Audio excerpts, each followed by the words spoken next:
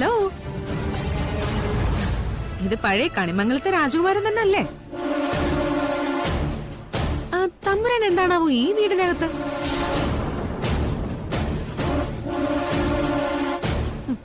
ഭാര്യ വീട്ടിൽ പരമസുഖം അല്ലേ? അല്ല, ജീവിതത്തിൽ ഏറ്റവും വലിയ പ്രശ്നം പ്രിയങ്കയാണ്. പ്രിയങ്ക ജീവിതത്തിൽ നിന്ന് ഒഴിഞ്ഞു പോയാ പിന്നെ സ്വർഗ ജീവിതമായിരിക്കും എന്നൊക്കെ പറഞ്ഞല്ലോ. ആ സ്വർഗാണോ ഇത്? താനും തന്റെ മുത്തശ്ശിയും കൂടി കണിമംഗലത്തിട്ട് എന്നെ ഒരുപാട് ദ്രോഹിച്ചു. അന്ന് പ്രിയങ്ക മനസ്സിൽ കുറിച്ച് വെച്ചതാ ഇങ്ങനെ ഒരു രംഗം. നാണമില്ലേ തനിക്ക്? ഭാര്യ വീട്ടുകാരുടെ ചെലവിൽ ഇങ്ങനെ കഴിയാതെ ഇറങ്ങി പൊക്കൂടെ? ഇതിനേക്കാൾ ഭേദം ഏതെങ്കിലും തെരുവിലിരുന്ന് തെണ്ടുന്നത്.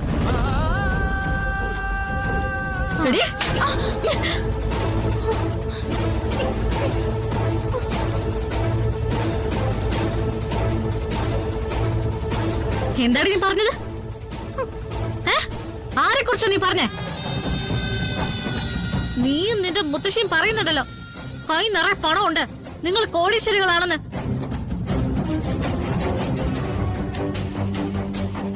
ആരുടെ കോടികളാടി? ഈ മനുഷ്യൻ നിനക്ക് ഭിക്ഷയായിട്ട് തന്ന കോടികളാ നിന്റെ കയ്യിലുള്ളത്.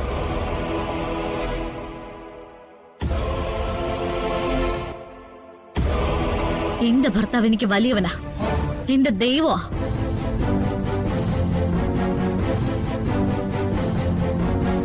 ആ മനുഷ്യനെ ഇനി എന്തെങ്കിലും പറഞ്ഞ തൊല്ലുമല്ല, കൊന്നുകളയും ഞാൻ നിന്നെ.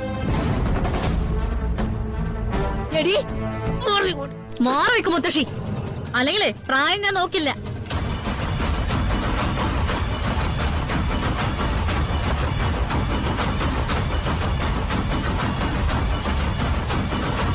ഇന്നേ വരെ നീ പലതും ചെയ്തു കൂട്ടിയിട്ടും ഞാൻ മനസ്സുകൊണ്ട് നിന്നെ ശപിച്ചിട്ടില്ല.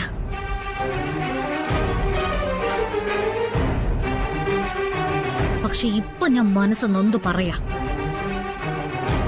ഞാൻ ആരാധിക്കുകയും നീയൊക്കെ അവഗണിക്കുകയും ചെയ്യുന്ന ഭഗവാനുണ്ടല്ലോ, ആ ശക്തി എന്താണെന്ന് നിനക്കോ നിന്റെ ഈ മുത്തശ്ശിക്കോ അറിയില്ല.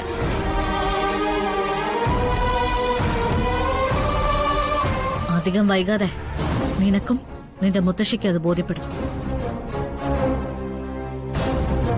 ഈ കാണിച്ചു കൂട്ടുന്നതിനുള്ള ശിക്ഷ നിനക്ക് നിന്റെ മുത്തശ്ശിക്കും കിട്ടിയിരിക്കും.